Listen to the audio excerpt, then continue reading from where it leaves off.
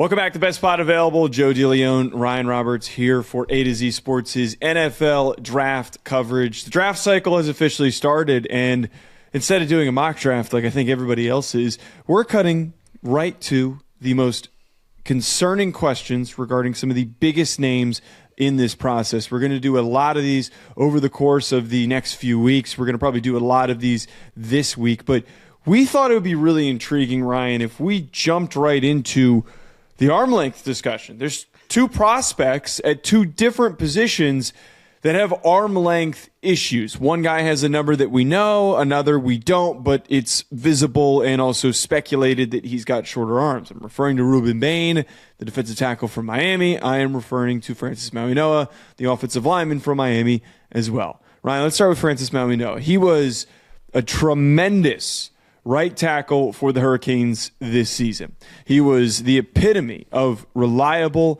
and steady for this team, and a big reason why Miami ran the ball as well as they did. Big reason why they protected Carson Beck as well as they did during their playoff run. So now that we watched Will Campbell struggle with short arms as a tackle who we both believe could be an all-pro guard, do we think that Mauigoa is somebody who needs to bump into guard like Campbell? Wow. Joe, can we start with the first point here? This is like the overarching points that I want people to just kind of get through their skulls a little bit, because people get just so over their skis on this conversation at times. Saying a player might be a better fit inside is not a negative. I just want to put that out into the universe. There was a guy named Zach Martin who was once a All-American left tackle for Notre Dame who ended up being a future Hall of Famer working on the inside. It's not a negative. I just kind of want to point that out first and foremost. Mm-hmm. When it comes to Mauigoa, he's a very interesting one, because I remember watching his 2024 film, and we discussed him last offseason, obviously, and we've discussed him at times, just kind of doing our show during the season as well. But I have always been, that looks like a guard to me. Because what his strengths and his weaknesses are, I think project better on the interior. And that is, I think he is a kick butt run defender. I think he's incredibly physical. He's got some of the strongest hips, lower body I've ever seen on a run blocker. He can displace gaps just with his torque and his core strength. It's exceptional. In pass pro, he's smart, collected, but he's not incredibly toolsy of an athlete, right? He doesn't redirect at a near elite level. He does have the inability to play outside of his frame at times. So that looks to me like a guy that would be better suited and a potential Pro Bowler on the interior. So I early on was just full on, that's a guard in my opinion. I admittedly, during the 2025 season, and we've talked about this a little bit, but I'm much more open now to Mauigoa getting a shot to play tackle early on in his NFL career and then potentially failing. The way I phrased it was, failing's not a bad thing for Mauigoa, because I know that he has a baseline floor that he's going to be a really good interior player. But I do think that if we're being honest with ourselves, there are some things, particularly in pass protection and sometimes laterally moving in the run game, where you say, is he going to struggle with the twitchier, longer athletes to beat him to either an inside or an outside shoulder, just based upon his combination of probably average to below average length on top of his flexibility, which is just kind of average for an offensive tackle. Those two things combined do, I think, have some trouble for projecting the offensive tackle position. Doesn't mean he can't do it, but I do think that means, for me, he would be a much better interior player than offensive tackle, in my opinion. I think he's solid offensive tackle prospect. I think he's a really damn good interior prospect on the next level. I agree with the sentiment of let's let him try out at tackle before we just immediately bump him inside. Let him fail. Let him see what he's capable of. I agree with that. We mentioned this previously when we discussed who was the best offensive line prospect who was a part of that initial conversation. Here's the big thing that I think we need to have with this conversation, because the minute that we have an official measurement on him from the NFL Combine, the Will Campbell stuff is going to start to really, really build up and bubble. I think that it's going to get brought up a lot, and there's going to be a lot of people comparing the two. Yeah. There is, to me, two significant, important differences between these two guys. Okay. One, Will Campbell is playing left tackle. Mauigoa is playing right tackle. The matchups that Mauigoa is going to see is very different than what Will Campbell was enduring. And I think that there's really good example. The third overall pick, the Cardinals, seems to be a spot where we're starting to see Mauigoa get projected. You already got Paris Johnson out there at left tackle. You know, we don't need to figure out and force him to play left tackle. He's not going to play left tackle. Paris Johnson's probably going to get most of the tougher matchups against pass rushers. So Mauigoa is in a much different battle on a game-by-game basis. Sure, is he going to have to see some twitchy pass rushers? Yeah, he doesn't get to determine who he's going up against. He's a tackle. He's not, he's not a he's not a roaming corner. He's not something to that degree. He is a tackle. So teams could try to attack him if they believe he is not capable of sticking with a faster pass rusher because of his lateral movement ability. I don't think his lateral movement ability is enough of a liability that he would just stink and he would be bad. Sure. But here's the other big thing, and it is all a part of what everybody's talking about today with the Will Campbell, what happens with him discourse. It has less, for me, to do with arm length and more to do with the overall wingspan. That's what I think a lot of people are missing and forgetting here, because there are guys that have shorter arms but have broad shoulders. And when you have broad shoulders, you can make up for that somewhat lack of arm length. Right. Mauigoa's got wide shoulders. I'd love to know what his wingspan is. I'm not worried about the wingspan. I think that that's not going to be as much of an issue. Will Campbell struggles because he's got short arms and a little wingspan, so it's setting him up to fail twice as much. So I'm kind of buying into that. I think that Mauigoa takes up enough space that his profile works at right tackle specifically. Well, you set me up as well, Joe, in this conversation, because I wanted to vent for 1 second, if I may. It's all gonna come full circle to our Mauigoa conversation. But I think that an important thing to point out, and for people listening to this is not a everybody bucket of, if your arms are not 33 inches, then you can't play tackle in the NFL level. That is not what this is. We have seen some outliers be able to last at offensive tackle because those outliers do not have, or do have, requisite other traits, overcompensating traits, whether that's foot quickness, whether that's flexibility, whether that's great technique, whether it's a couple of those things, to be able to not have an issue with the arm length conversation. A lack of length, a lack of ability to play outside of your frame, that hurts your margin for error, right? Because at the end of the day, what did we see with Will Campbell during the Super Bowl? He was getting bulled with power. Why was he getting bulled with power, Joe? Because he can't stop anybody from getting inside of his frame. That is the biggest thing. I keep seeing people say his technique was flawed. You're right. His technique was not good during the Super Bowl, but the fact that he needs perfect technique is the absolute indicator of the arm length is an issue for Will Campbell specifically. Yeah. For Mauigoa, the conversation is going to come back to pointedly is, one, what is the length? What is the ability to play outside the frame? If it is average to below average, does he have the requisite foot speed, athleticism, technique to make up for that shortcoming? I think that he has enough technical prowess and strength to be able to say he could play right tackle in the NFL level. But I also am very sympathetic to the conversation of, why do I want a guy to be an average offensive tackle in the NFL level when he could be a Pro Bowler at guard? That is not maximizing his skill set. His skill set is beating the you-know-what out of people in tight spaces. And if he does have a lack of length, a lack of redirect skills, you know what would be great for him, Joe? Ability to short set on the interior, a guy that doesn't give as much of a runway. I don't have the vertical or 45 set as much to give a guy a runway to get into my chest. I can counteract and I can be physical early on in reps. I think Mauigoa is a guard on the next level. I think he would be a great one, but I do understand that he will most likely get a chance to play tackle early on in the NFL. Yeah, I think it's going to be interesting to see, and I do believe that Mauigoa will probably get that shot to do both things. Let's talk about his teammate, Rueben Bain, who is going to get dissected, I think, even more than Mauigoa. He has been one of the most unique prospects to evaluate because he's very powerful. He is very, very strong. He is a hard-ass dude to block. I think that he's got upside to be a productive and disruptive pass rusher no matter where he aligns. But he is somebody who's continuously discussed as someone having physical limitations because of the arm length. So for you, Ryan, how much does the arm length come into play here? I know that we've already had this conversation a little bit, but how much do you think this is going to affect his draft stock as this process starts to really, really unfold and he gets dissected even further.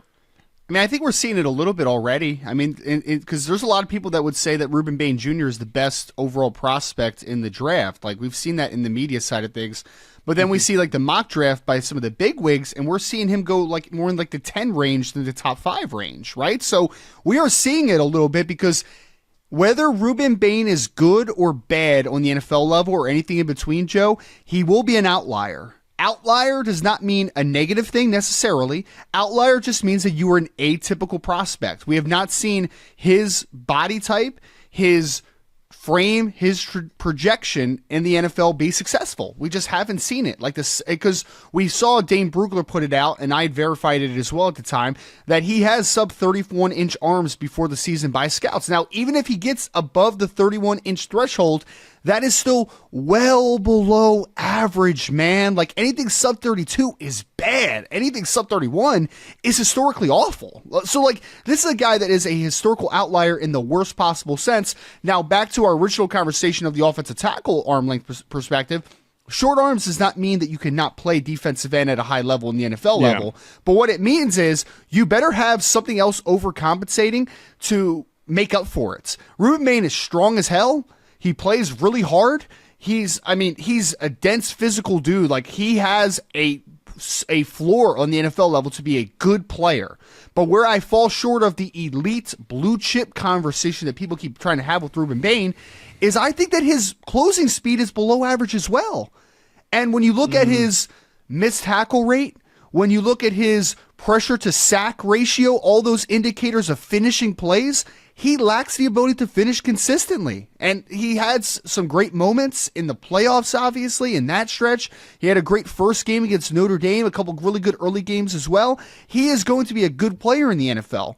But if we are painting this guy as he's a blue chip player, an elite player who's going to be a double-digit sack artist each and every year, that's where I struggle with Rueben Bain. I do think that there's some NFL teams that see him as a defensive tackle. I think there's some that see him as more of a kick-ass run defender as a defensive end who plays with effort as a pass rusher. I just don't think that if you think that you're getting a top pass rushing defensive end in the top 5, I think Rueben Bain is going to really underwhelm you in that department on the NFL level.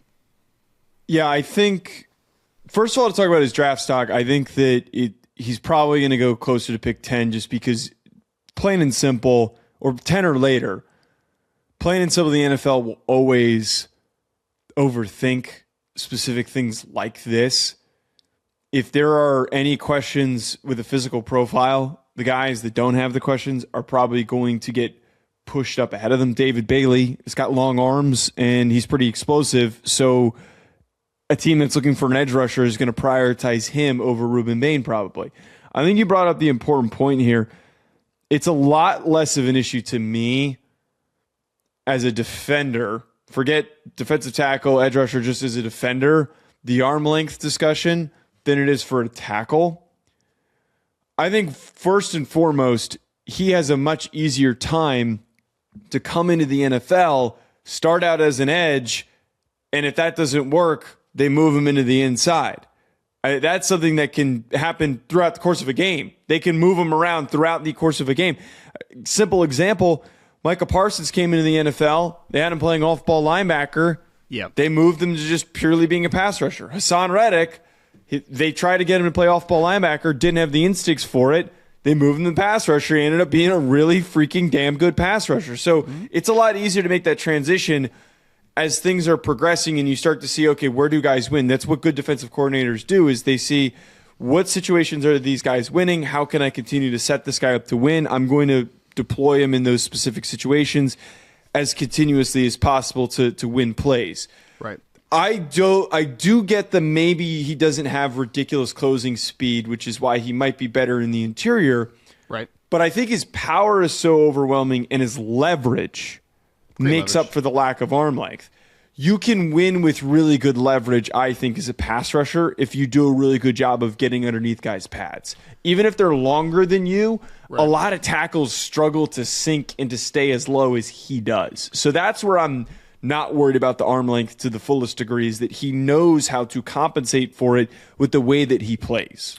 So you know what I think the issue there is, though, is that there's not one way to set as a pass blocker, right, against a guy like a Rueben Bain. If I'm a pass blocker, I'm going to say I'm going to short set and I'm going to get on top of him quickly because I'm not going to allow a guy with a lack of length and a lack of closing speed to get a runway. Because what does Rueben Bain want to do to you, Joe? He wants to hit that outside shoulder and put his foot in the ground and go barreling through your chest he is a bull rush guy, like similar to what we saw with like Jared Verse a couple years ago. That's how he wants to win majority. And off of that, then comes some of the counters to inside outside shoulder to be able to win as a pass rusher. I just worry about Rueben Bain. If I don't give him a runway as a pass rusher, is he long enough to be able to play outside of his frame of an offensive tackle and to be able to win upfield shoulder? I just don't know. And if you are not able to win upfield shoulder consistently, in a variety of ways, because that could be bend or that could be first step explosiveness. If you don't have that ability, I think that you just have some limitations as a pass rusher. I think that we're looking at a guy as a pure defensive end who's more probably in the 6, 7, maybe 8 sack yearly type of guy than a guy that's going to be a 10 to 14 sack a year guy. And if I'm drafting someone in the top 5, I don't want to draft the former there. Like, I could find I won't say a bargain bin because that's still a good player, right? But like, I can find a guy at a different value in the draft that can give me similar production to what a Rueben Bain can as a pass rusher, and maybe I can ultimately recreate him with a couple different players in almost a rotation. I mean, I think that's possible, right? Like, I just don't see an elite football player. I see a good football player who I would be more than willing to take in the first round in this class. I just don't see this top 5 pick that we keep kind of hearing about. I just don't see it. That's where I lose you a little bit. Okay. I think that in a normal draft, he's probably... I don't like the discourse of him being a top 5 pick. I think that because of the physical outlier profile that he has, it doesn't make sense for him to be a top 5 pick. But I do see a player that capably can become... I see a ceiling that he can be in the 12 sack range. I think that he can be a productive, one of the better defensive tackles in the NFL. He fits the defensive tackles. You're saying, right? You're talking about an interior defensive tackle slash edge defender. Right. Defensive lineman. I've kind of come to the point with Rueben Bain where like I don't want to pretend where I know he's going to play. It all comes down to who drafts him. The right defensive coordinator is going to figure out how to activate him. I think production is capably there for him, that he could be a really disruptive player in the NFL when he makes it to the NFL. One other guy to jump over to the last guy that we want to talk about here, who is not being brought up enough, but is quite controversial, and I think will be, is Jermod McCoy, the corner from Tennessee. He didn't play this year. He's coming off of an ACL that he suffered in the spring. Unlike Caleb Banks, different circumstance. Banks tried to finish the year. He went to the Senior Bowl. We haven't seen Jermod McCoy. Do you think that he's going to go in the top 10? In the top 15? Like, do you think that that's plausible, or do you think that this lack of tape is going to catch up to him and someone like Mansour DeLeone and maybe his teammate Colton Hood gets picked before him? I think he's a top 15 player. Well, I should say, let me rephrase. I think he's going to be a top 15 selection when everything is settled in this draft, because we've talked about it, Joe. It's not a great top-heavy draft. Like, somebody has to go top 15, man. Somebody has to go top 20. This is just the reality we're in. Not every player is going to be a blue-chip player in this class, obviously. Not everybody's even going to be a first-round grade inside the top 15, more than likely for some teams. So that's just the reality we're going to live in, right? Jermod McCoy, when healthy, and I understand that we're talking through the caveat of the fact that he's coming off an injury, but when healthy in 2024, he dominated the SEC at 19 years old, and he, in my opinion, when healthy, is a top 3 player in the 2026 NFL draft. I think he's that good, man. I think that he is one of the few players that I do think can argue for blue chip status, because he is at 6 foot, 196 pounds, a physical press man corner who can run. I think this is J.C. Horn again. Like, that's who I think Jermod McCoy is. I think he's J.C. Horn. Everything about him says J.C.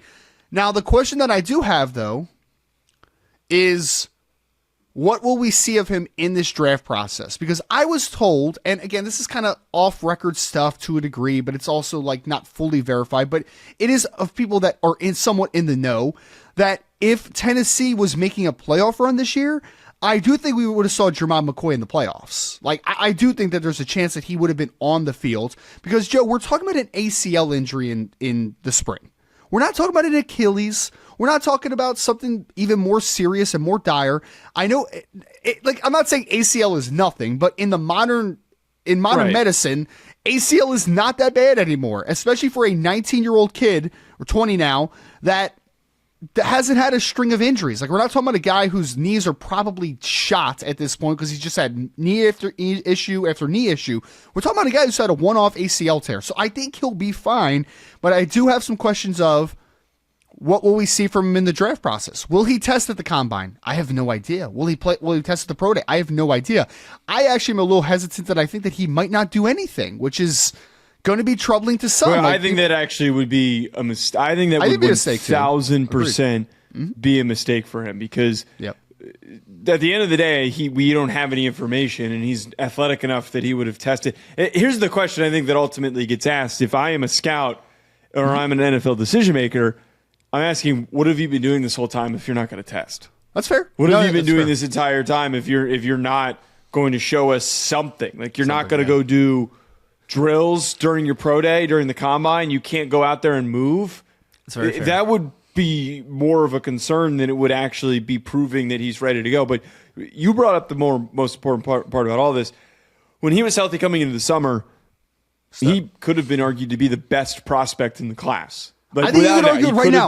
I think you could argue it right now still. I think you could still argue it. I think you could still argue it. But the problem is that we don't have any tape. And, like, how many times do we have players that looked like the best player, even with a full year of tape, either stagnated or maybe slightly regressed, and other guys passed him? So we can't make that same jump. If we just took the 2024 tape, we can make that discussion point easily.